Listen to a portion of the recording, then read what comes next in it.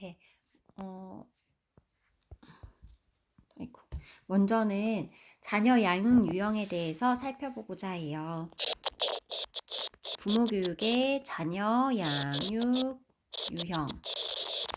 자녀 양육 유형은 크게 셰퍼라는 학자랑 바움린드라고 하는 학자로 나뉘어요. 셰퍼는 두 축으로 나뉘는데요. 이름이 둘이잖아요. 그래서 애정, 거부, 자율, 통제, 이름이 두 개, 애정, 거부, 자율, 통제의 두 축으로 나뉘어요. 바움린드는 이름이 4개잖아요. 그래서 4개의 부모로 4개의 유형으로 나뉘어요. 권위 있는 민주적인 유형이 있고요. 여기는 권위주의적 부모, 독재적인 부모 유형이 있어요. 그리고 허용적인 부모, 여기는 방임적인, 유아는 혼란한 유형으로 나뉘게 돼요. 이렇게 자녀 양육의 유형은 셰퍼라는 학자와 바움린드라는 학자로 나뉘는데, 셰퍼는 이름이 2개니까 애정 거부축과 자율 통제축으로, 바움린드는 이름이 4개니까 권위 있는, 권위주의적, 허용적, 방임적인 유형으로 나뉠 수가 있어요. 이전에 2019년도에 제가 처음 이제 임용시험을 보았는데요. 2019년도에 이 바움린드가 시험에 나왔었어요. 그런데 저는 그때 권위 있는이라고 이름을 외우지 않고 민주적인 부모, 독재적인 부모라고만 알고 있었거든요.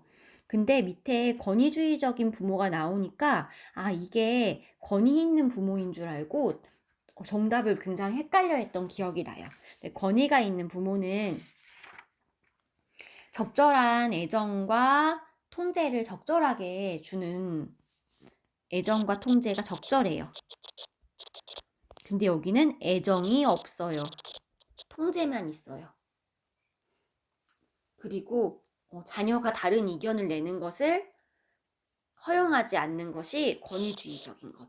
그런데 여기는 애정도 있고 통제도 있는 것이 권위 있는 유형이에요. 허용적인 유형은 통제가 없는 부모예요. 근데 애정은 있을 수 있겠지요. 근데 아이가 하고 싶은 대로만 허용하는 부모가 허용적인 부모예요.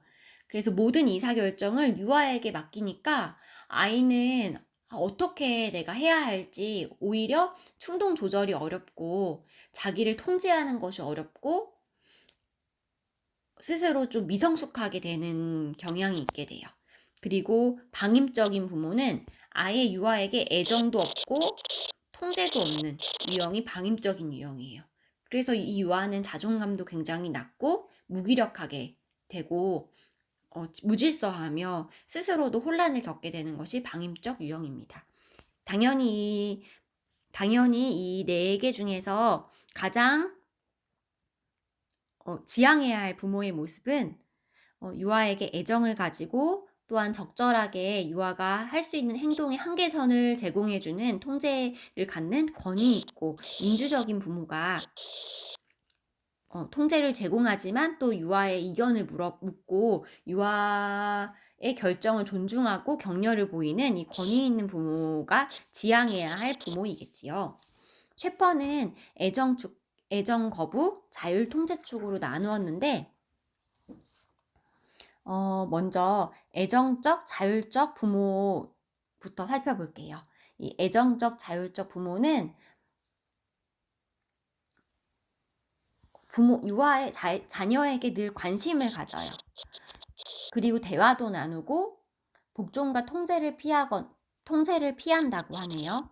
근데 이 통제가 여기서 이 통제가 적고 유아에게 자유를 높여주는, 자율성을 존중하는 태도예요. 그렇지만 부모가 부정적인 감정도 표현해요. 아, 네가 이렇게 때를 쓰니까 엄마가 기분이 나빠. 때를 쓰니까 엄마가 곤란하구나 하고 부정적인 감정을 표현하는 거예요. 유아에 대한 통제가 없다고 해서 부정적인 감정을 표현하지 않는 것은 아니에요. 그래서 여기서 애정 자율축, 애정 통제축은 애정을 주지만 행동에 제약이 많고 유아의 자율성을 인정하지 않는 거지요. 그러니까 유아는 좀 이존적일 수 있고 자신에게 적대감도 불안정한 정서를 갖게 되기도 하고 창의성이 부족하게 된다고 하나요? 그리고 자율 거부축은 유아에게 자율성을 주지만 유아를 거부하는 거예요. 애정을 주지 않는 거예요. 그러면 유아는 부모는 자녀를 받아들이지 않아요. 그런데 유아 마음대로 행동하게 하니까 유아는 공격적이고 행동 조절이 어렵게 되지요.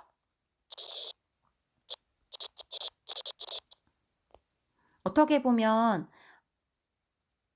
바움린드에서 허용적인 부모는 애정이 있었는데 통제하지 않아서는 유아랑 좀 행동이 비슷하게 되는 것 같아요.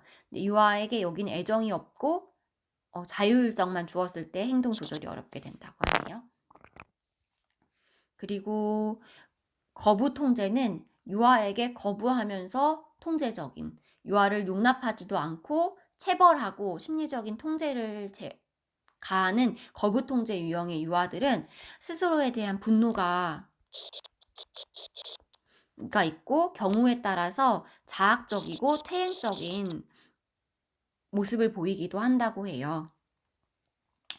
저는 이 자녀 양육 유형을 공부할 때, 우리 부모님이 나를 어떤 양육 유형으로 기르셨을까를 좀 돌아보면서, 내가 또 이런 점들이 나에게 참 힘들었고, 이런 점들은 참 좋았다는 것을 기억하면서, 우리가 또한 유아 아이들을 대할 때 어떻게 대해야 하는지에 대한 중요한 기준이 되어주는 것 같아요.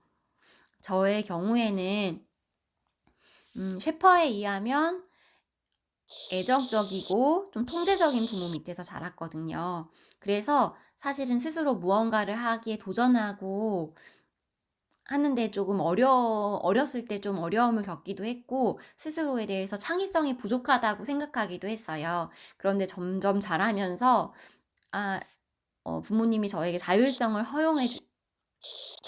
많이 허용해 주셨을 때, 스스로 무언가를 시도하고 창조적으로 활동하고자 하는 좀 욕구들이 크게 되었던 것 같아요. 바움린드 학자에 의해서 또 양육 태도를 살펴보면 권위 있는 부모 밑에서 자란 거지요. 부모님의 애정이 있으셨지만 그렇지만 저의 행동에 대해 통제를 또 가하셨거든요. 그런데 여기서 만약에 애정이 없고 통제만 벌만 잔뜩 주는 부모 밑에서 자랐더라면 유아는 다른 의견을 갖기 어렵고 성취 동기가 부족해지게 됐을 것 같아요. 근데 약간 통제적이란 통제라고 했을 때 셰퍼에서의 통제와 바움린드에서의 통제가 약간의 느낌이 다른 것 같아요. 이 통제는, 여기 셰퍼에서의 통제는 아주 못하게 하는 것, 벌을 주는 것을 통제라고 하는 것 같고요. 바움린드에서 권위 있는 부모는 애정적이지만 통제를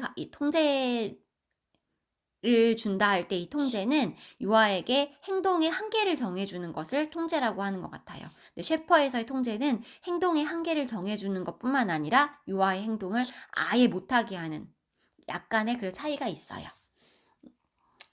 자녀 양육 유형. 셰퍼는 두 글자라서 자율통제, 애정거부의 두 축.